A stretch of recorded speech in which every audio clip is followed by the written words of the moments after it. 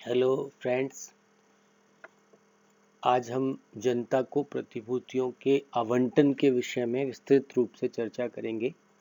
Allotment of securities to public. जैसा कि हमने पिछले वीडियोस में प्रविवरण के बारे में विस्तार से विचार विमर्श किया था और ये स्पष्ट है कि प्रतिभूतियों का आवंटन करना होता है तो प्रविवरण जारी किया जाता है और प्रविवरण जनता को एक प्रकार से आमंत्रण है। और जब प्रविवरण को पढ़कर जनता प्रतिभूतियों के आवंटन के लिए अप्लाई करती है, आवेदन करती है, तो उसके बाद फिर नंबर आता है जनता को प्रतिभूतियों के आवंटन का। तो प्रतिभूतियों के आवंटन के संबंध में जो व्यवस्थाएं हैं उसकी चर्चा हम आज करेंगे। प्रविवरण हमने देखा था, पढ़ा था, समझा था कि प्रविवरण एक प्रकार का इस प्रकार का प्रलेख है कि जो जनता को कंपनी की प्रतिभूतियों, अंश अथवा ऋणपत्र जो भी होते हैं उनको क्रय करने का प्रस्ताव करने हेतु निमंत्रण देता है। परिणाम स्वरूप जनता में से कुछ लोग प्रतिभूतियों को क्रय करने के लिए अपने प्रस्ताव आवेदन पत्र के रूप में कंपनी के पास भेजते हैं और कंपनी उन सभी आवेदनों पर अथवा उनमें से कुछ आवेदनों पर कुछ प्रतिभूतियां आवंटित करने का निर्णय करती है। सबको अलॉट करना तो संभव नहीं हो सकता हर एक परिस्थिति में, तो उनमें से कुछ आवेदनों पर कुछ प्रतिभूतियां आवंटित करने का निर्णय करती है। इस प्रकार वह जनता के प्रस्तावों को, आवेदन पत्रों को स्वीकार करती है। इसे ही प्रतिभूतियों का आवंटन या अंशों का आवंटन कहा जाता है।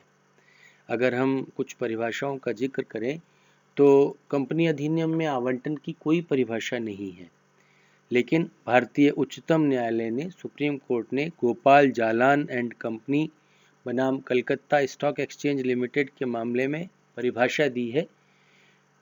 आवंटन का तात्पर्य कंपनी की पहले से ही अविनियोजित अनएप्रोप्रिएटेड अंश पूंजी में से किसी संख्या में अंश किसी व्यक्ति को विनियोजित अथवा एप्रोप्रिएट करने से है।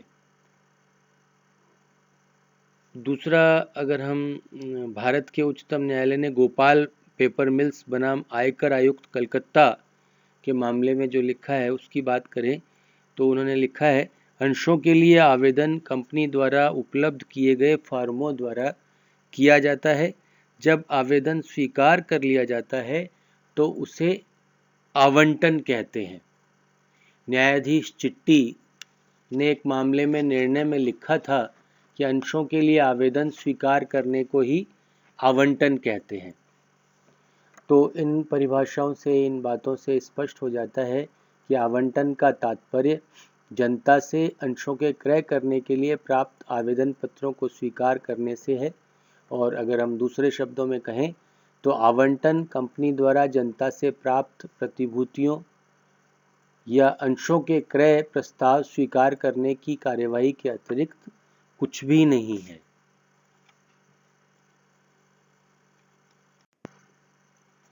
इफेक्ट ऑफ अलॉटमेंट की बात करें या आवंटन के प्रभाव की बात करें तो जब तक कंपनी जनता से प्राप्त आवेदनों पर आवंटन नहीं करती है तब तक आवेदक तथा कंपनी के बीच किसी भी प्रकार के दायित्वों का जन्म नहीं होता।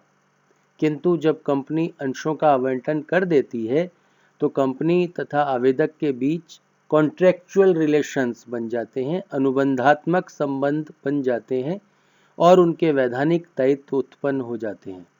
इसका कारण यह है कि आवंटन करना ही आवेदकों के आवेदन पत्र की स्वीकृति देना है।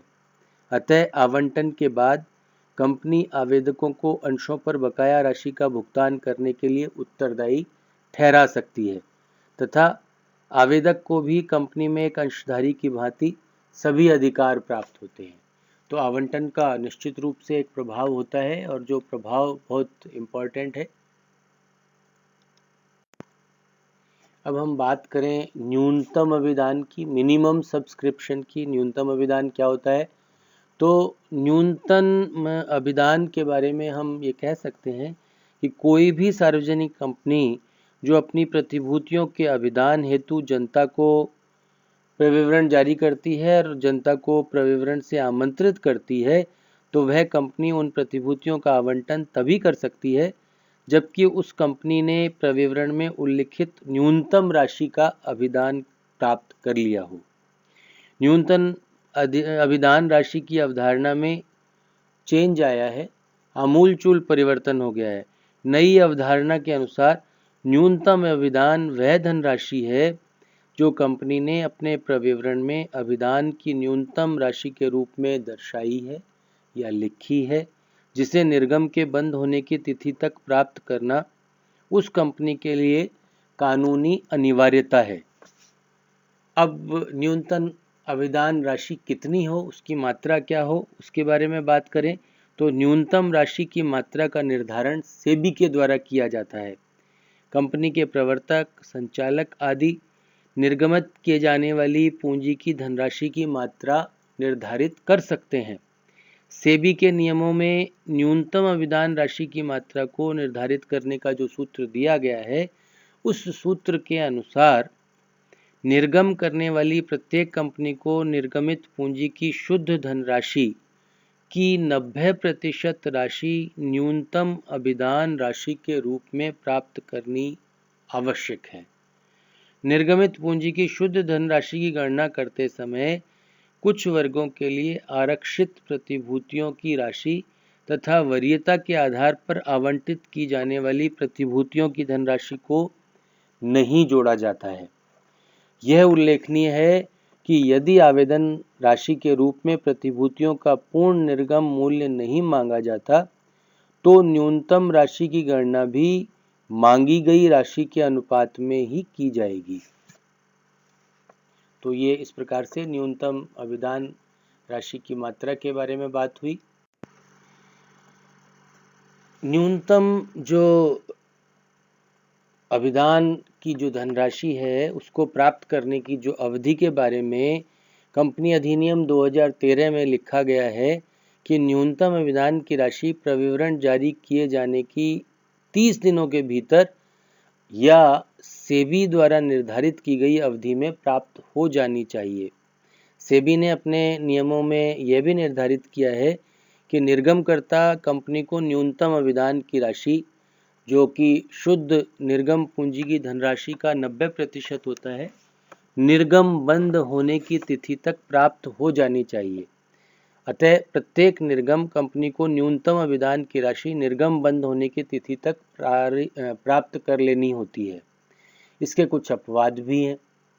कुछ दशाओं में न्यूनतम अभिदान संबंधी प्रावधान लागू नहीं होते, जिसमें पहला है यदि प्रतिभूतियों का निर्गमन कंपनी के विद्यमान सदस्यों के विक्रय हेतु प्रस्ताव के अधीन किया जा रहा है, और दूसरा यदि प्रतिभूतियां आगामी निर्गमन के अधीन कंपनी के सदस्यों को प्रस्तावित की जा रही हैं तथा सदस्यों को उन प्रतिभूतियों के प्रस्तावकों को किसी अन्य व्यक्ति के हक में रिनाउंस या परित्याग करने का अधिकार नहीं है।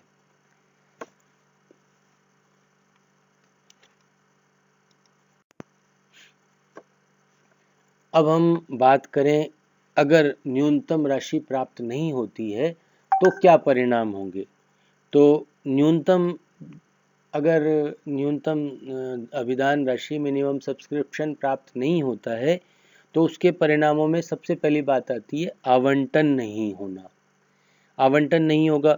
यदि निर्गमकर्ता कंपनी न्यूनतम अभिदान की राशि प्राप्त करने में असफल रहती है तो वह उस निर्गम में प्रस्तावित प्रतिभूतियों का आवंटन नहीं कर सकती। और दूसरा, अभिदान राशि लौटानी होगी।